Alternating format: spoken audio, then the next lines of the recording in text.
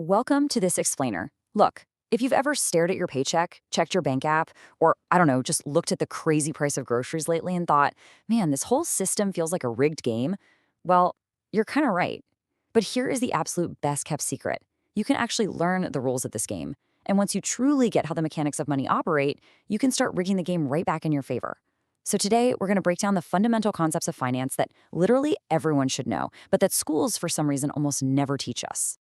Here's our game plan for today. We're covering the illusion of value, the cost of participation, credit and financial trust, invisible economic engines, and finally, time as your ultimate asset.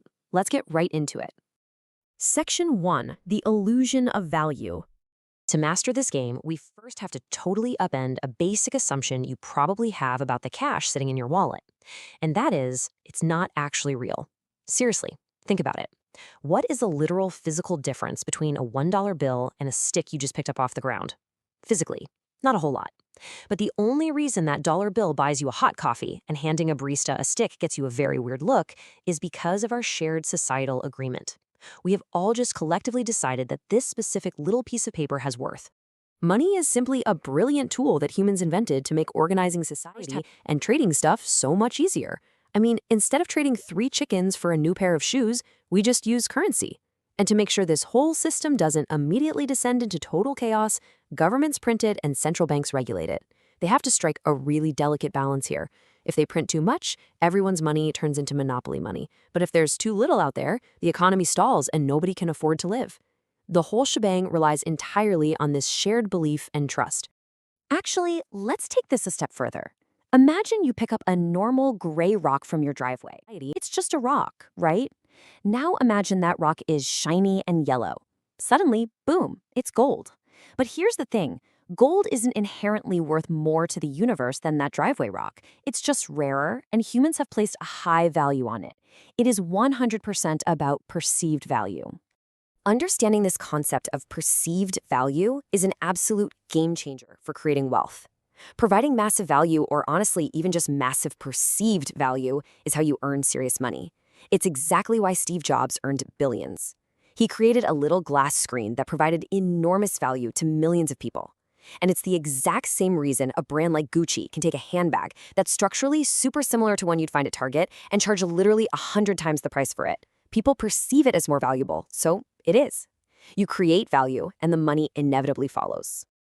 Moving on to part 2, the cost of participation. So now that we know what money actually is, we need to talk about the inevitable middlemen of the financial system. We've all been there, right? You work hard all month, you get that exciting email saying you've been paid $2,000, but then you check your bank app and it only shows $1,400. Welcome to taxes. While it can definitely feel like you're just throwing money into a black hole, taxes are essentially the cost of civilization. They fund the roads we drive on, they make sure your favorite late-night taco truck isn't infested with rats, and yeah, they pay for billion-dollar defense missiles. Income tax hits what you make, sales tax hits what you spend at the store, and capital gains hits the profit your investments make. Then you've got things like Social Security, which kind of acts like a forced government retirement savings plan, and Medicare for healthcare later in life. Basically, it's the price of admission to live in the modern world. So what happens when you finally take that leftover money and drop it into a bank account?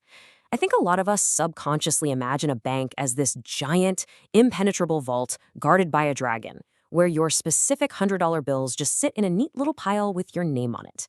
Well, I hate to break it to you, but the second you hand your cash to that teller, it's already gone.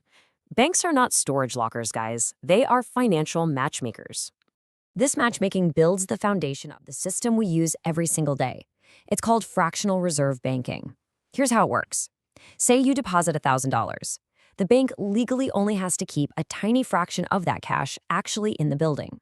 They take the other $900 and immediately turn around and lend it to some guy who really wants to buy a jet ski.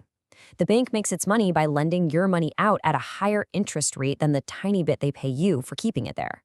And it works perfectly, assuming everyone doesn't show up on the exact same Tuesday asking for all their cash back at once, which, as we all saw back in 2008, can cause the whole system to totally melt down. But hey, don't panic. Banks entice you to keep your money with them because it's super convenient, they toss you a few pennies in interest, and most importantly, it is incredibly safe. In the US, money kept in FDIC-insured accounts is actually protected by the government up to this exact dollar amount, 250 grand per person. So yes, it is vastly safer than hiding a stack of bills in a shoebox under your bed. All right, part 3, credit and financial trust. As you navigate this whole world of banks and borrowing, you are inevitably going to bump into a shadowy algorithm that essentially dictates your adult life. I'm talking about your credit score. It's this seemingly random 3-digit number that decides if you get to buy a house, rent a decent apartment, or if you get hit with a soul-crushing 27% interest rate on a new TV. It ranges from 300 to 850. If you're sitting below 580, lenders basically see you as a walking red flag. But if you're up above 750, you are sparkling with adult credibility. But here is the crazy secret. This score has absolutely nothing to do with how wealthy you actually are. Nothing. It is purely a metric of how much lenders can trust you to pay them back. So the crucial takeaway here is understanding how this score is actually built. Payment history is the undisputed king of the castle. Do you pay your bills on time? If you miss that window, your score just tanks. Then you've got credit utilization. That's how much credit you're currently using versus your total limit. They also look at the age of your accounts, the mix of different loan types, and how often you're applying for new cards. Honestly, think of your credit score like a pet dog. If you ignore it, it's going to ruin your life and chew up your furniture. But if you take care of it, feed it with regular on-time payments, it becomes your best friend and works for you. You could literally have zero debt and still have a trash score just because you have no history. You actually have to play the game to look good to the lenders. Which brings us to part 4, invisible economic engines. Let's zoom out to the macro level for a second. Beyond your personal bank account, there are these massive invisible forces that are constantly either shrinking or swelling your wealth. The biggest engine, inflation. Have you ever bought a bag of chips, opened it up to find it mostly full of air, and then realized you paid 30% more for it than you did just last year? That right there is inflation in action. It doesn't happen overnight with big fireworks. It's a slow, quiet erosion of your purchasing power. Your $5 bill is still technically a $5 bill, but it buys way fewer instant noodles and a lot less gas than it did 10 years ago. So what actually triggers this? Well, sometimes it's supply chain hiccups, but mostly it's just basic supply and demand. Think about it. If the economy is flush with cash and 2,000 people want to buy a new TV, but the local store only has 1,000 TVs in stock, the store owner isn't stupid. They realize they can raise the price from $500 to $800 and people are still going to buy them. Interestingly enough, though, a tiny bit of inflation, usually a predictable 2% a year, is actually considered totally normal and healthy for an economy. It's only when it spikes wildly out of control that your savings start to die and the central banks have to step in and hit the brakes. Now, inflation's powerful cousin is interest, and interest acts as the silent engine behind both extreme wealth and extreme debt. Basically, interest is money's way of charging rent. If you borrow money and miss your payments, compound interest kicks in and turns a standard $12 burrito into a $50 regret. It's a slow burn that causes absolute financial chaos for the borrower. But flip the script. If you are the investor earning, say, a 7% annual compound interest, your money starts duplicating itself like you just put in a video game cheat code. Interest is either your absolute worst enemy or your best unpaid employee. The choice just depends on who is collecting it. And all of these forces, credit, inflation, and interest, they all dance together in what we call the economic cycle. Think of the economy as a massive house party. During the boom phase, everyone is dancing, cash is everywhere, drinks are flowing. But then you hit the peak and reality starts to set in. People have borrowed too much. That leads to the bust or a recession, which is basically when the economy shrinks for at least 2 quarters in a row. Suddenly, companies are doing layoffs, credit dries up, and the DJ is just playing sad lo-fi beats. But listen, recessions aren't forever. They hurt for sure, but they act as a totally necessary reset button for the system. Eventually, the debt clears out, spending slowly returns, businesses rebuild, and the whole cycle just starts up again. And finally, part 5, time as your ultimate asset. So after hearing all that, how does an everyday person actually survive inflation, navigate these cycles, and come out ahead? Well, this is where we learn how to democratize wealth. To truly beat the system, you have to completely decouple your time from your income. You literally must stop trading your precious hours directly for money and start using investment vehicles to trade money for more money. You can buy stocks, which are just tiny ownership slices of actual businesses. You can buy bonds, which are loans you make to governments or companies that they pay back with interest.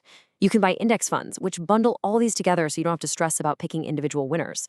Or you can invest in real estate. The vehicle doesn't matter as much as just getting in the car.